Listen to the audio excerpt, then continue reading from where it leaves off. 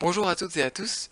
Cette présentation a été préparée par le docteur Dalmas Omia de l'université de Nairobi et elle va porter sur les inégalités de genre et le coût de l'eau dans le district de Kitui. Cette étude est tirée de l'étude en cours sur l'analyse genrée de la vulnérabilité et de la résilience des ménages à l'insécurité hydrique dans le district de Kitui au Kenya et sur les enseignements que cette étude peut apporter pour optimiser la réponse en termes de politique publique et institutionnelle. Comme indiqué par le Dr Marina, cette étude fait partie de la série d'études subventionnées par REACH et visant à améliorer l'accès à l'eau pour les populations défavorisées. L'étude porte sur l'accès à l'eau pour les besoins vitaux, c'est-à-dire la collecte ou l'acquisition par les ménages de petits volumes d'eau pour la boisson, la cuisine, les sanitaires et l'hygiène dans les localités de Kitovoto et de Kaseni dans le district de Kitui. Ces études ont toute leur importance, car l'accès universel à l'eau pour les usages quotidiens est un droit humain. Je me permets de souligner au passage que la production et l'usage de l'eau sont des faits politiques et sociaux majeurs et à part entière. Le genre, au travers du prisme des rôles, des responsabilités et des relations entre les hommes et les femmes, est étroitement connecté aux enjeux d'accès à l'eau, notamment au coût de cet accès. Dans cette étude qui a été menée à Kitui, nous définissions ainsi l'accès comme à la fois l'accessibilité physique des points d'eau et le coût d'approvisionnement pour les ménages pour ces usages domestiques. De façon plus générale, il est important de considérer les relations de pouvoir existantes entre les hommes et les femmes, comment ces relations de pouvoir génèrent des différences de formulation des choix et d'accès aux ressources entre hommes et femmes, et de quelle manière cela se traduit-il en particulier au sujet de l'accès à l'eau.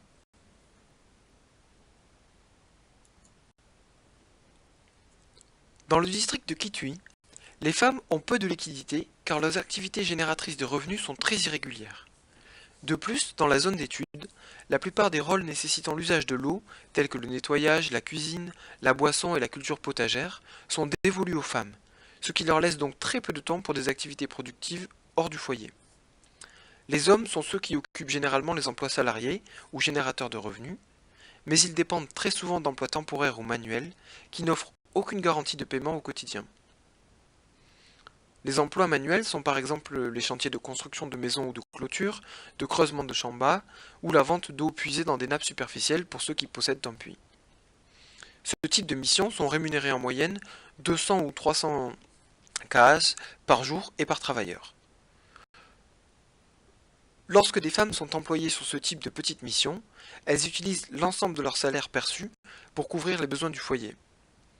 Certaines femmes ont ainsi confié que sur une paie journalière de 300 Kenyan shillings, 200 Kenyan shillings sont dévolus à l'achat de nourriture et d'autres nécessités pour les enfants, et que les 100 Kenyan shillings restants sont mis de côté pour régler les factures d'eau au puits ou au barrage en terre privée.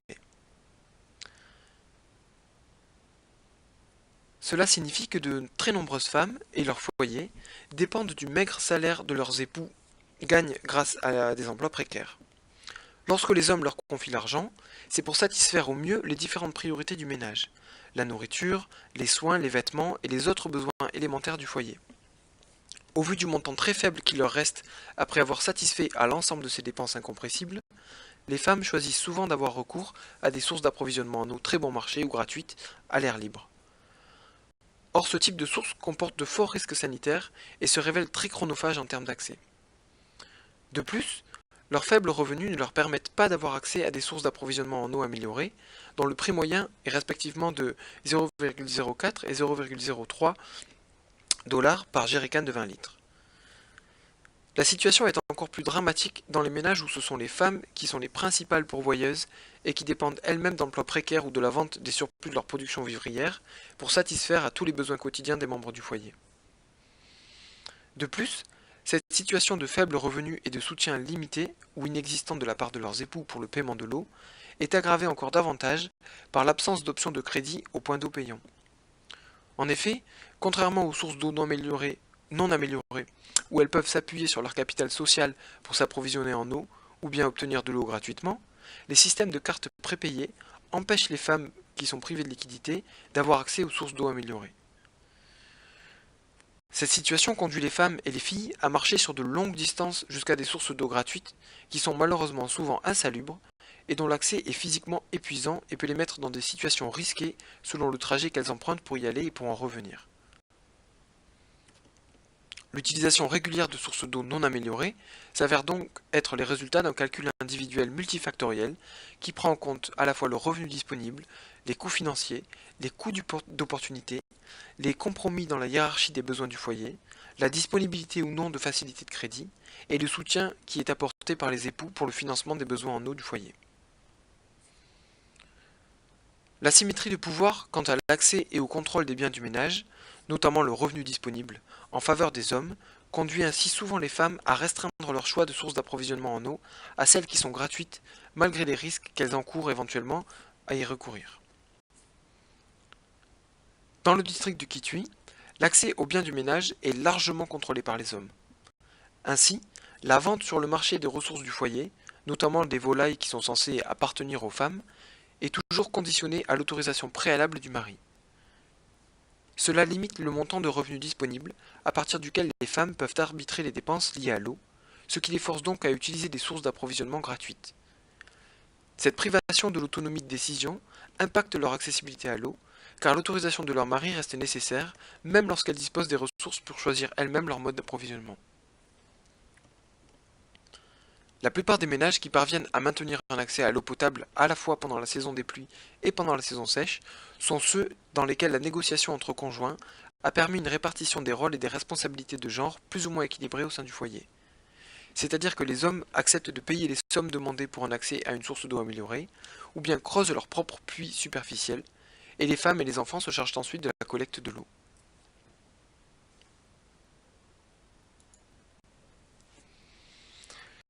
Lorsque les saisons sèches se prolongent, l'eau vient souvent à manquer, ce qui rend encore plus vulnérables les ménages déjà fragilisés par la pauvreté, par une plus faible production vivrière et par le peu d'activités génératrices de revenus.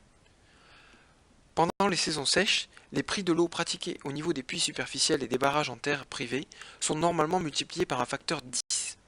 Un jerrycan de 20 litres peut ainsi être vendu jusqu'à 50 Kenyan shillings, soit un demi-dollar, le prix variant en fonction de la durée estimée de la sécheresse.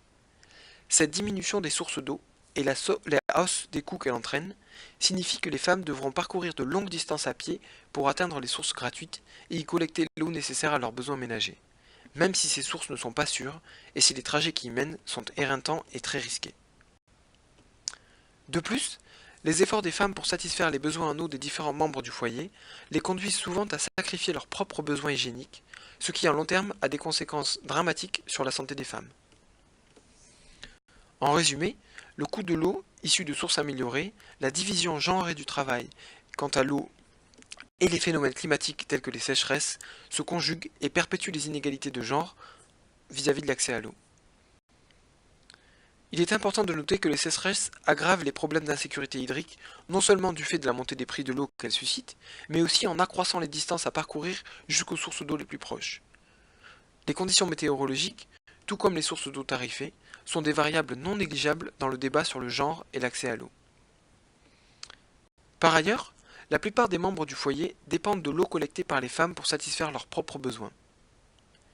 Effectuer cette collecte quotidiennement pour l'ensemble de la famille a un impact sur la santé des femmes et les empêche également de s'engager dans d'autres activités productives.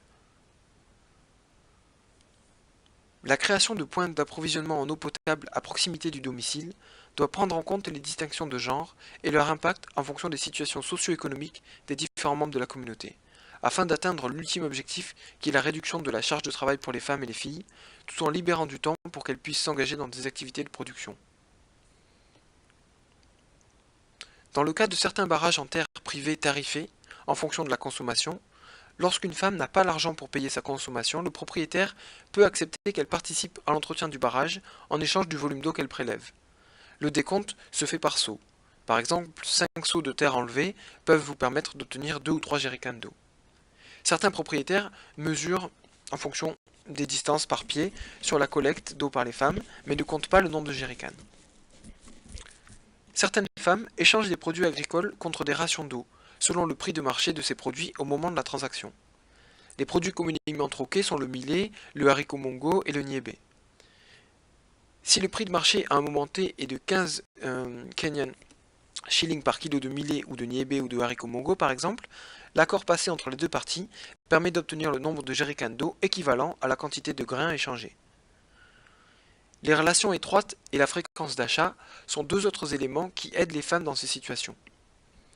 Si une personne est considérée comme digne de confiance et a la réputation de payer ses dettes intégralement, alors elle peut avoir accès à l'eau à crédit jusqu'au moment où elle est en capacité de payer son ardoise. Cette pratique d'eau à crédit est toutefois limitée à certains barrages spécifiques et dépend largement des relations de confiance. Si le propriétaire du barrage vous fait confiance et que vous avez réglé vos dettes à temps, il peut vous faire crédit et vous laisser vous servir en eau jusqu'à ce que vous soyez capable de payer. Mais ce n'est pas une pratique largement encouragée par les propriétaires de barrages et elle demeure assez rare. Enfin, pour les forages automatisés, tels que l'Icatima, lorsqu'une femme ne dispose pas des liquidités nécessaires sur sa carte pour se servir du distributeur, elle peut demander à une voisine, une amie ou une parente de lui prêter sa carte prépayée et de lui rendre l'argent plus tard. Dans de nombreuses situations, ceci dit, l'argent n'est pas remboursé, mais d'un commun accord de réciprocité, la personne prêtera sa carte en retour lorsque sa créditrice en aura besoin. Merci bien de votre écoute et n'hésitez pas si vous avez des questions lors de la session questions-réponses à la fin de du webinaire.